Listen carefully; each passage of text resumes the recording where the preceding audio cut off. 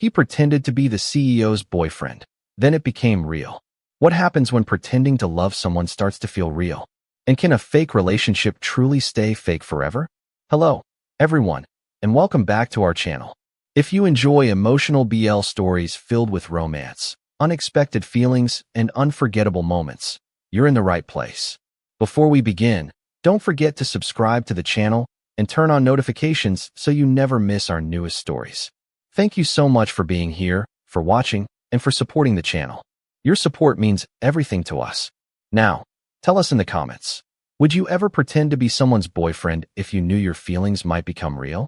With that question in mind, let's step into today's story and discover how this unexpected relationship begins. Don't fall in love with me, Noah.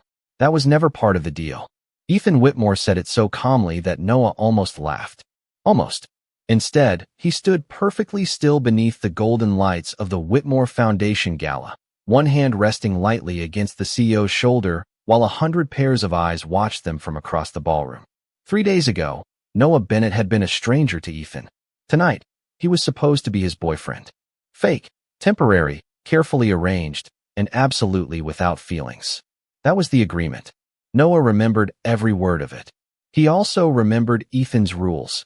No unnecessary touching, no private displays of affection, and no pretending when they were alone.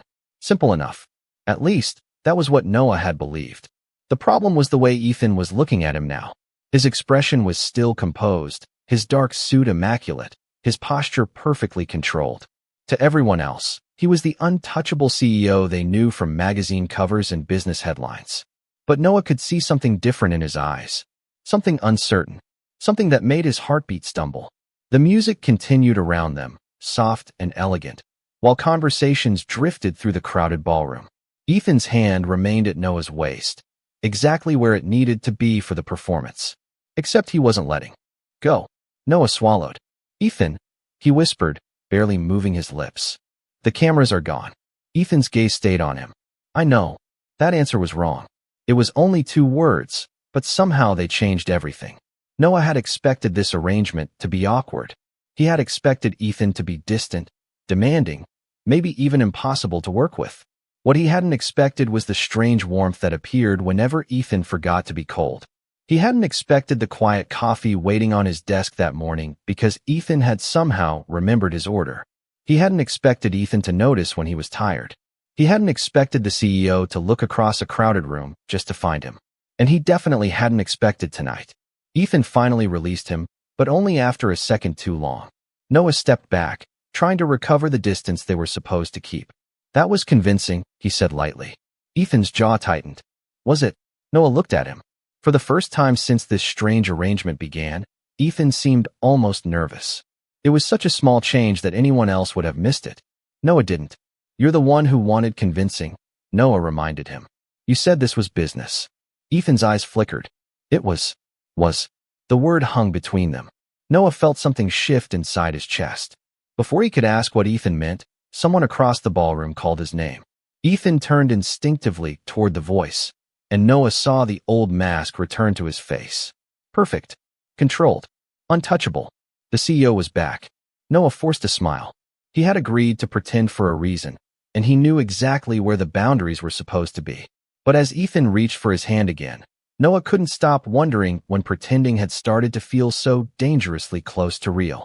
And somewhere beneath the polished lights, the quiet music, and the carefully rehearsed smiles, one question had already begun to haunt them both. If this was only an act, why was Ethan the one who seemed afraid of the ending? The moment Ethan reached for Noah's hand again, Noah realized the evening was not over. Not even close. He let Ethan guide him away from the ballroom, past the tall windows overlooking the glittering lights of Manhattan, and into a quieter hallway where the music faded behind them.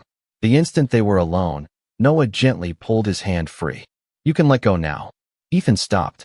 For a moment, neither of them spoke.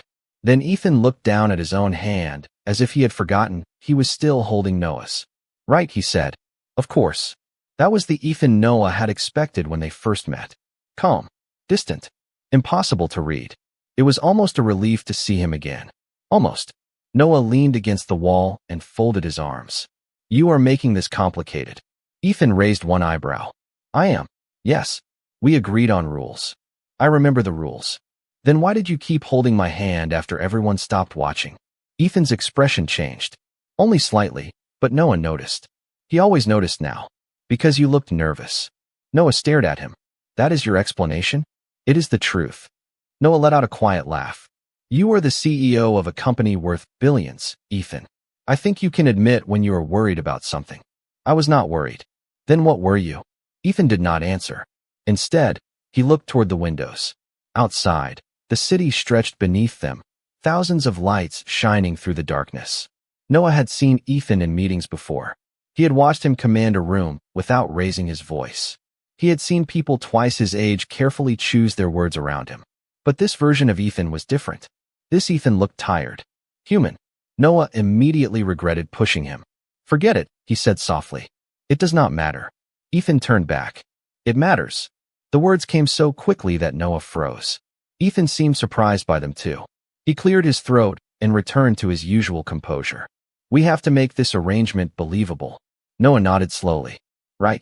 The arrangement. There it was again. That strange distance. A reminder of what this really was. A temporary agreement between two people who had no reason to become important to each other. Noah had met Ethan 3 days earlier in the most ordinary way possible. He had been working late at a small coffee shop near Whitmore Tower when Ethan walked in. Noah had expected him to be another impatient executive. Instead, Ethan had stood in line, ordered black coffee, and noticed Noah's name on the cup. The next morning, Ethan had made him an offer Noah never expected. Pretend to be my boyfriend. Just for a few weeks. No romance. No emotional complications. No expectations. Noah had thought it was ridiculous. Then Ethan had named the payment. Enough money to change Noah's life. Enough to make saying no feel irresponsible. So Noah had agreed. Simple. Practical. Temporary. Except now Ethan was looking at him as if those 3 words were no longer enough. You should go home, Ethan said quietly. Noah nodded. Good night, Ethan. He turned toward the elevator. Noah. He stopped. Ethan hesitated before speaking. Your coffee order. Tomorrow morning. Do you still want it the same way? Noah looked back at him, confused by the question. You remembered? I remember things. Apparently. Noah smiled despite himself. The elevator doors opened. He stepped inside, but before the doors closed, he saw Ethan still standing there. Watching him, Noah's smile slowly faded. Because Ethan had remembered his coffee order after meeting him only once. And somehow, that tiny detail felt more dangerous than any grand gesture could have been. The next morning, Noah arrived at Whitmore Tower 10 minutes early, determined to prove to himself that the night before had meant nothing. He had a simple plan. Walk into the building, collect the coffee Ethan had somehow remembered, do whatever was expected of him, and leave without overthinking every glance from the CEO. It was a good plan. It lasted less than 30 seconds. The receptionist smiled when Noah entered. Good morning, Mr. Bennett. Mr. Whitmore is expecting you. Noah stopped. He is? Yes. He asked me to send you directly upstairs. Noah looked toward the elevators. Of course he did. Ethan had a way of making everything sound like an instruction, even when he was being considerate. Noah stepped into the elevator and pressed the button for the executive floor. When the doors opened, Ethan was already standing outside his office. He was wearing a charcoal suit, his sleeves perfectly arranged, his expression as unreadable as ever. But in his hand was a paper coffee cup. Noah stared at it. Ethan held it out. Your coffee. Noah took it slowly. You actually remembered. I told you. I remember things. Noah glanced at the label. His name was written correctly. The order was exactly right. Even the extra cinnamon he had mentioned once, casually, in passing, was there. Noah looked back at Ethan. You did not have to do this. It was coffee, Noah. That is not what I meant. Ethan's gaze lingered on him for a moment. Then his phone rang. The change was immediate. Ethan's expression became professional again. I have a meeting in 15 minutes. We need to discuss the next event. Noah followed him into the office. The room was enormous, with floor-to-ceiling windows overlooking Manhattan and a view that made Noah feel very small. Ethan walked to his desk and opened a folder. Saturday evening. The Whitmore Foundation dinner. Noah sat across from him. Another performance? Yes. How long? 3 hours. Noah raised an eyebrow. That is manageable. There will be photographers. Also manageable. My family will be there. Noah paused. Ethan looked up. Problem? No. I just did not realize this was that serious. It is not serious. Ethan closed the folder. That is precisely why we need to make it look serious. Noah gave him a skeptical look. You are very good at making simple things complicated. For the first time that morning, the corner of Ethan's mouth moved. It was not quite a smile, but it was close enough to make Noah forget what he was about to say. Then Ethan's phone rang again. This time, he ignored it. Noah noticed. Should you get that? No. It could be important. Ethan looked directly at him. You are important. Silence filled the office. Noah's fingers tightened around the coffee cup. Ethan seemed to realize what he had said and immediately looked away. For the arrangement, he added. Right, Noah said quietly. For the arrangement. The words sounded familiar now, but they no longer felt reassuring. Later that afternoon, they practiced for Saturday. Ethan taught Noah which names to remember, which questions to avoid, and how to handle the endless curiosity surrounding the CEO's mysterious new boyfriend. Noah listened carefully, but the more they practiced, the more natural everything became. Ethan knew exactly when Noah was uncomfortable. Noah knew exactly when Ethan was pretending to be unaffected. By 5 o'clock, they could finish each other's sentences. By 6, Noah had forgotten they were rehearsing. And when Ethan reached across the desk to adjust Noah's crooked tie, both of them suddenly went quiet. Ethan's fingers stopped. Noah looked up. Their eyes met. No cameras. No audience. No reason to pretend. Ethan slowly lowered his hand. Your tie was crooked, he said. Noah's heart was beating faster than it should have. I noticed. Neither of them moved. Then Ethan stepped back. The distance returned. The rules were safe again, at least for now. But as Noah left the office that evening, he realized something had changed. The arrangement had started with a list of rules. Now they were both beginning to find reasons to break them. By Friday afternoon, Noah had learned one important thing about Ethan Whitmore. The CEO was very good at pretending not to care. He was also terrible at hiding it when Noah was the one involved. The evidence had been piling up all week. The coffee every morning. The messages asking if Noah had arrived safely. The way Ethan always seemed to know when Noah was uncomfortable at the office. None of it made sense for a temporary arrangement. Noah kept reminding himself that Ethan was simply being careful. They needed to look convincing. That was all. Still, when Saturday evening finally arrived, Noah found himself standing in Ethan's apartment, staring at the reflection of two perfectly dressed men in the tall mirror near the entryway. You look nervous, Ethan said. Noah adjusted the cuff of his shirt. I am not nervous. You have fixed that cuff 4 times. Noah stopped. You have been counting? Ethan's expression remained calm. I noticed things. Noah looked at him through the mirror. There it was again. That sentence. The same one Ethan had used when explaining how he remembered Noah's coffee order. Somehow, it sounded different now. Before Noah could respond, Ethan stepped closer and carefully straightened the collar of his jacket. The gesture was simple, almost automatic. But Noah went still. Ethan's hand paused for half a second before moving away. There, Ethan said. Better. Noah looked at their reflections again. They looked convincing. Maybe too convincing. Your family is going to be there, Noah said. Yes. And they know this is fake? No. So I am supposed to pretend all night. Ethan's eyes met his in the mirror. You are supposed to be yourself. Noah turned around. That is a strange thing to say when you hired me to pretend to be your boyfriend. Ethan's expression softened. I did not hire you to pretend to be someone else. Noah did not know what to say to that. Before he could find an answer, Ethan's phone buzzed. He glanced at the screen and sighed. We should go. The foundation dinner was held at an elegant hotel in Midtown Manhattan, where warm lights reflected off polished marble and soft music filled the grand reception hall. Almost immediately, people approached Ethan. Executives, investors, family friends. Everyone wanted a moment with the CEO. Noah stayed beside him, smiling when necessary, answering questions politely. At first, it felt like another performance. Then Ethan placed a hand lightly against Noah's back and guided him through the crowd. It was subtle, protective without being possessive. Noah noticed it anyway. An hour passed, then another. Ethan never left Noah alone for long. When Noah mentioned that the room was warm, Ethan quietly moved them toward an open balcony. When Noah forgot the name of an important guest, Ethan smoothly redirected the conversation. When Noah looked overwhelmed, Ethan simply appeared beside him. No explanation. No question. Just there. Eventually, Noah realized something that unsettled him. Ethan was no longer acting like a man following instructions. He was acting like someone who had learned Noah's habits. Someone who knew when to step closer and when to give him space. Someone who had started paying attention without being asked.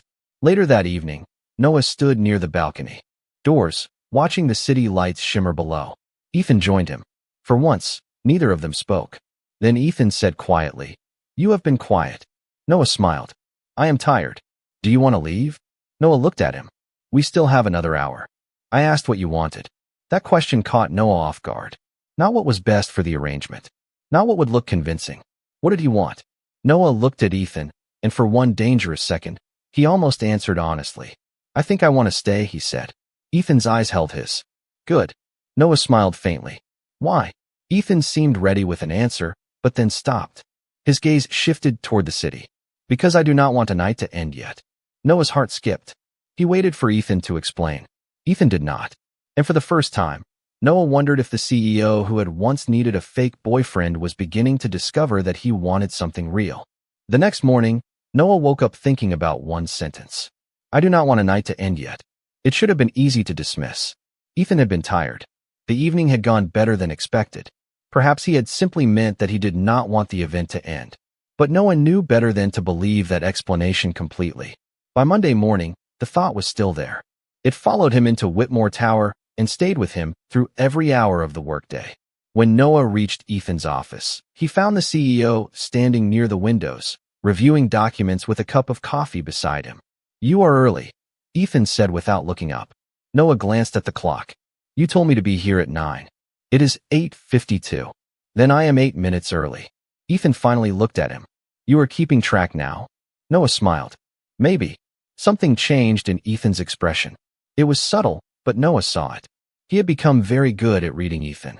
That realization should not have felt so satisfying. Before Noah could say anything else, the office door opened. A woman in an elegant navy suit stepped inside without hesitation. She was confident, polished, and clearly familiar with Ethan. "Ethan," she said warmly, "I have been trying to reach you all morning." Ethan's expression became unreadable. "Clare." Noah looked between them. Clare noticed him immediately. Her eyes moved from Noah to Ethan, then back again. "Oh," she said. "So this is Noah." Noah straightened. "You know me?" Clare smiled. "I know about you." Ethan's voice became noticeably colder. "Clare." "What?" she asked innocently. "I am only saying hello." Noah could feel the atmosphere changing. Clare walked closer and extended her hand. "Clare Morgan. Ethan and I have known each other for years." Noah shook her hand. "Nice to meet you." "Likewise." Clare looked at Ethan again. "Your mother mentioned that you were bringing someone to the foundation dinner." Ethan said nothing. Claire's smile became more curious. She did not mention that he was this charming. Noah laughed politely. "That is kind of you." Ethan did not laugh. Noah noticed. So did Clare. "Well," Clare said, "I suppose I should congratulate you." Noah glanced at Ethan. "For what?" Clare looked surprised. "You are his boyfriend, are you not?" Noah opened his mouth, but Ethan answered first. "Yes." The word was simple. Certain. Noah looked at him. Ethan did not look away. Clare nodded slowly. "Interesting." She turned toward the door. "I will see you later, Ethan." Before leaving, she paused beside Noah. "It was nice meeting you." Then she was gone. Silence returned to the office. Noah waited. Ethan returned to his documents. "Who is she?" Noah asked. "A family friend." "That is all." "Yes." Noah studied him. "She seemed very interested in me." Ethan looked up. She was being polite. "She said she knew about me." "People talk." "And you did not like it." Ethan's eyes narrowed slightly. "What are you trying to say?" Noah crossed his arms. "Nothing. I am just curious." Ethan stood and walked toward the window. "Clare has known my family for a long time. That is all you need to know." Noah followed his gaze toward Manhattan. "You seem bothered." "I am not." "You are doing that thing again." Ethan turned. "What thing?" "Pretending you do not care." For a moment, Ethan simply stared at him. Then his phone rang. He ignored it. Noah raised an eyebrow. Ethan ignored that too. Finally he said, "Are you jealous?" Noah almost laughed. "Of Clare?" "Absolutely not." "Good." The answer came too quickly. Noah's smile faded. "Why is that good?" Ethan seemed to realize his mistake. Because there is no reason for you to be. Noah stepped closer. And what if there was? Ethan went still. The room suddenly felt much quieter. Noah had not planned to ask that question. He had not planned to see Ethan's expression change. But now that the question was hanging between them, neither of them could pretend it had not been asked. Ethan looked at him for a long moment. Then, very quietly, he said, "Then I would have a problem." Noah's heart began to race. Why? Ethan's gaze remained fixed on him. Because I would not like it. There it was. The first honest answer. No explanation. No business reason. No mention of their arrangement. Just a simple admission that sounded far more dangerous than either of them expected. Noah tried to smile. "Ethan, are you jealous?" Ethan looked away. "Do not make this complicated." Noah's smile returned. "You are the one who started it." And for the first time, Ethan had no answer. The question stayed between them long after Ethan had stopped speaking. Noah could still hear it in his mind. "Are you jealous?" And Ethan's answer. "I would not like it." It should have been enough. It should have made everything clear. Instead, it made everything more confusing. Because Noah had agreed to pretend to be Ethan's boyfriend. He had not agreed to wonder whether Ethan actually wanted him. The rest of Monday passed in a strange silence. Ethan returned to his work. Noah returned to his own responsibilities, and neither of them mentioned Clare again. But something had changed. Every time Noah looked up, he caught Ethan watching him. Every time Ethan walked past, Noah wondered if he was imagining the tension between them. By late afternoon, Noah decided he needed fresh air. He left the building and walked to a small cafe a few blocks away, hoping to clear his thoughts. He had barely ordered his coffee when someone called his name. "Noah." He turned and saw Clare standing behind him. She smiled. What a coincidence. Noah glanced around the cafe. "You come here often?" "Sometimes." Clare gestured toward the empty chair across from him. "May I?" Noah hesitated, then nodded. She sat down. For a few seconds, they talked about harmless things. The weather. The foundation dinner. The city. Then Clare leaned back and studied him. "You really are different from the people Ethan usually spends time with." Noah raised an eyebrow. "Is that supposed to be a compliment?" "It is." "Thank you, I think." Clare smiled. "Ethan does not usually bring people into his private life." Noah looked down at his coffee. "We are not exactly private." "That is not what I mean." Her voice softened. "He trusts very few people." Noah's fingers tightened around the cup. "I do not know if he trusts me." Clare looked surprised. "You do not." "We have an arrangement." "Yes," Clare said carefully. "I know." Noah looked up. "What does that mean?" Clare seemed to realize she had said too much. "Nothing." "Clare." She sighed. "Ethan told me you were part of an arrangement." Noah felt his stomach drop. He had known, of course, that other people might eventually discover the truth. But hearing it from someone who knew Ethan personally made the situation suddenly feel real. "How much did he tell you?" Noah asked. "Enough." "And you think he is going to end it soon?" Clare did not answer. Noah looked away. That silence was answer enough. A few minutes later, Noah returned to Whitmore Tower. Ethan was still in his office. He looked up the instant Noah entered. "Where were you?" The question was sharper than Noah expected. "I went for coffee." Ethan glanced at the clock. "For 2 hours?" "I ran into someone." Ethan's expression changed. "Who?" Noah studied him. "Clare." Ethan immediately stood. "What did she want?" "Why are you asking?" "Because she should not have involved herself. She only talked to me." "About what?" Noah laughed quietly. "You really do not like uncertainty, do you?" Ethan's eyes narrowed. "Noah." "She told me you said I was part of an arrangement." Ethan went completely still. There was no anger in his face now. Only something that looked dangerously close to regret. Noah felt his chest tighten. "Is that what I am too?" "You." Ethan took a step forward. "No." The answer came without hesitation. Noah looked at him. "Then what am I?" Ethan stopped. For once, the CEO had no carefully prepared response. Noah waited. Ethan looked exhausted, as if the question had reached somewhere he had spent years keeping closed. Finally, he said, "I do not know anymore." Noah's expression softened. "That is the first honest thing you have said all day." Ethan looked down. "I was trying to protect you." "From what?" Ethan's voice became quiet. "From me." Noah did not move. The words carried more weight than any confession could have. Then Ethan looked up again.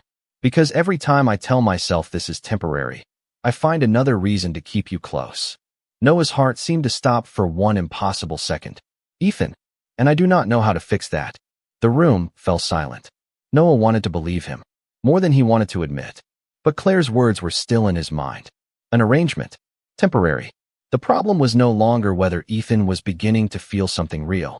The problem was whether Noah could trust that those feelings would remain after the arrangement ended. For the first time since Noah had entered Ethan Whitmore's world, he wished he had never agreed to the arrangement. Not because he regretted meeting Ethan. That was the problem. He regretted how much he had started to care. Ethan stood across the office, waiting for an answer that Noah could not give. Every part of him wanted to believe that Ethan's feelings were real. But Noah had heard the truth from Clare. There was an arrangement. There was an ending. And somewhere, written in words Noah had never seen, there was probably a date when everything would be over. I think I need to go, Noah said quietly. Ethan's expression changed. Noah, I need some time. To think about what I said. To think about everything. Ethan stepped closer, but Noah raised a hand. Please do not. Ethan stopped immediately. That small act somehow hurt more than Noah expected. Ethan always listened when Noah asked him to. That was what made leaving so difficult. Noah walked out of the office without looking back. The next morning, he sent Ethan a message. He would not be coming to the tower. Ethan replied almost immediately. Noah stared at the screen for several minutes before finally opening it. Are you all right? Noah typed a response, deleted it, then tried again. I need a little space. Ethan answered with only 2 words. I understand. And somehow, that was worse. The days that followed felt strangely empty. Noah returned to his normal routine, but everything reminded him of Ethan. The coffee shop where they had first met. The streets around Whitmore Tower. The foundation dinner. Even the simple messages that used to annoy him now felt like something he missed. Ethan did not pressure him. He did not call repeatedly. He did not send anyone to find him. He simply gave Noah the space he had asked for. But on Friday morning, Noah received an email from Ethan. There was no emotional message. No attempt to change his mind. Just a document. Noah opened it and froze. It was the original agreement. The arrangement was officially ending. Noah read the final date twice. The contract had been scheduled to end in 3 weeks. 3 weeks. He had known it was temporary, but seeing the exact date made it real. Noah closed the document and leaned back in his chair. For weeks, he had told himself that this was what he wanted. Freedom. A clean ending. No complicated feelings. Yet now that the ending was approaching, all he could think about was Ethan. That evening, Noah returned to Whitmore Tower. He went directly to the executive floor. Ethan was standing behind his desk when Noah entered. He looked surprised, but he did not ask why Noah had come. Noah held up the document. You sent this to me. Yes. You are ending the arrangement early? Ethan shook his head. No. I am giving you the choice. Noah stared at him. What choice?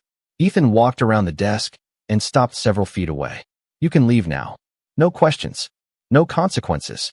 I will make sure you are paid everything we agreed on. Noah's throat tightened. And if I stay? Ethan's eyes met his. Then we finish what we started. Noah almost smiled. The fake relationship? Ethan hesitated. Yes. That is all.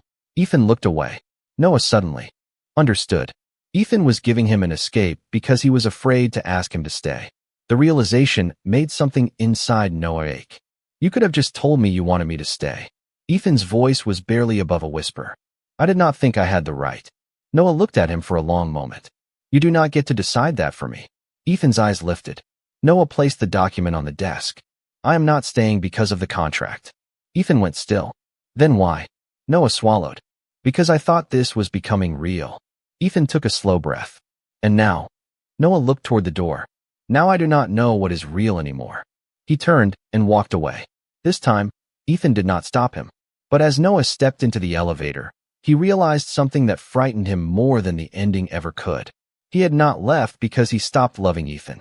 He had left because he was terrified that Ethan would never love him after the pretending was over. 3 days passed before Ethan did something Noah never expected. Nothing. No messages. No calls. No carefully worded questions disguised as casual concern. Ethan Whitmore, the man who had once remembered Noah's coffee order after meeting him only once, had suddenly become completely silent. At first, Noah told himself it was exactly what he had asked for. Space. Distance. Time to think. But by the 3rd morning, the silence had become impossible to ignore. Noah kept checking his phone even though he knew there would be nothing there. He hated that. He hated missing Ethan. Most of all, he hated not knowing whether Ethan missed him too. On the fourth day, Noah received an invitation to another Whitmore Foundation event. He almost deleted it. Then he saw the name at the bottom.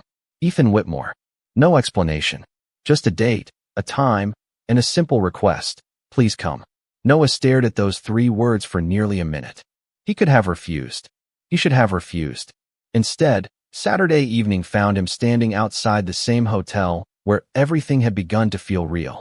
The ballroom was filled with familiar faces, but Ethan was nowhere in sight. Noah waited. 10 minutes passed. Then 20. Finally, Clare appeared beside him. You came. Noah gave her a small smile. Apparently, I did. Clare looked at him carefully. Are you all right? I am fine. Noah. He sighed. I do not know. Clare nodded as if she understood. That is probably the most honest answer you have given me. Noah looked toward the entrance. Where is Ethan? He is upstairs. Noah frowned. Why? Clare hesitated. You should ask him yourself. Noah followed her to a quiet private room overlooking the city. Ethan was standing near the window. When he heard the door open, he turned. For a moment, neither of them spoke. He looked different. Not physically. Ethan was still perfectly dressed, still composed.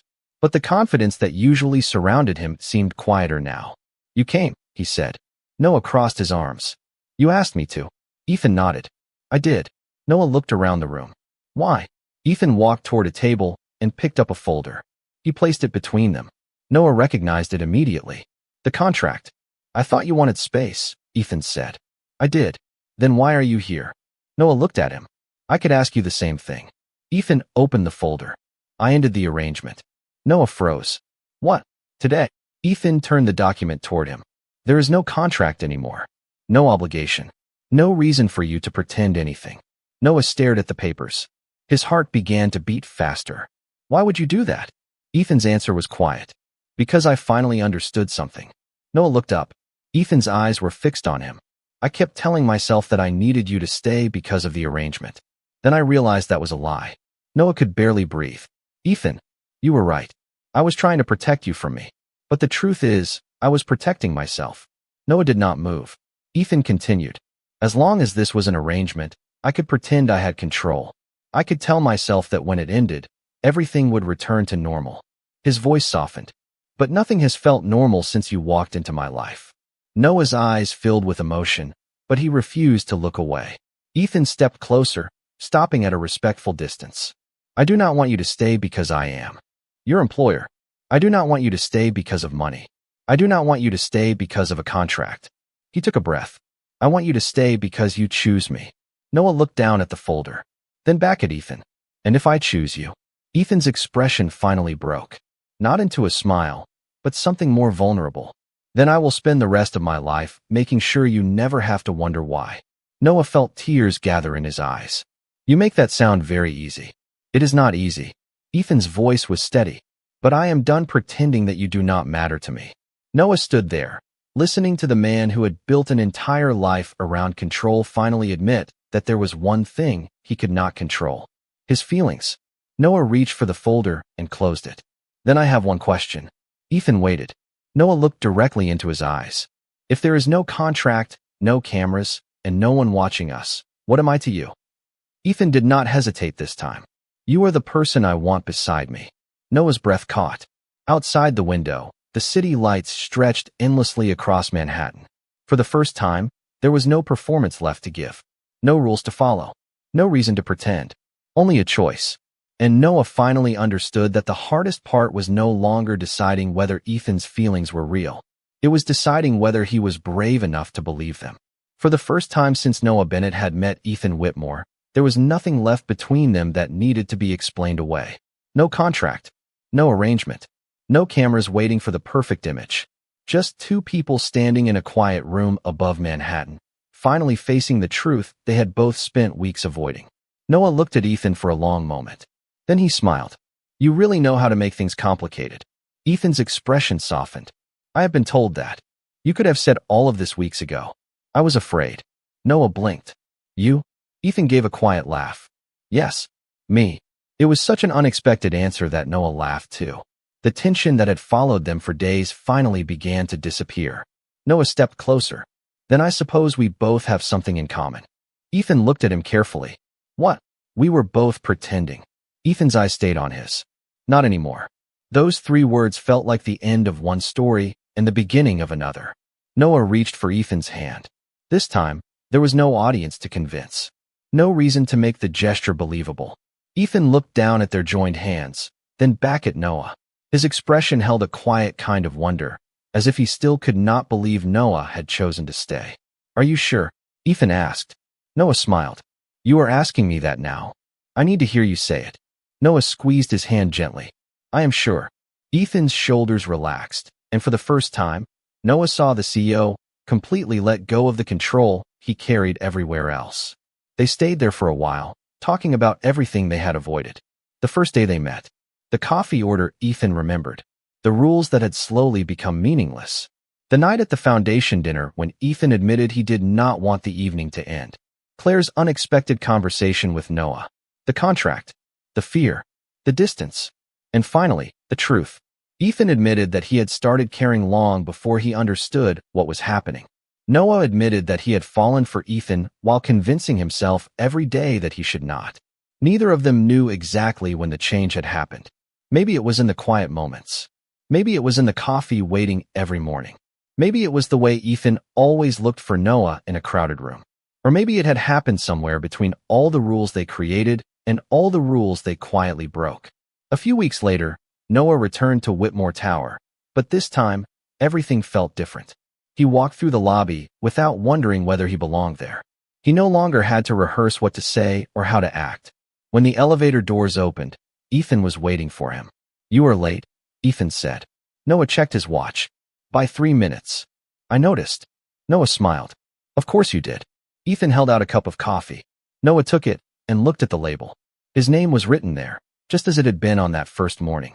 But this time, beneath his name, Ethan had added 2 simple words. My favorite. Noah looked up, surprised. Ethan immediately looked away.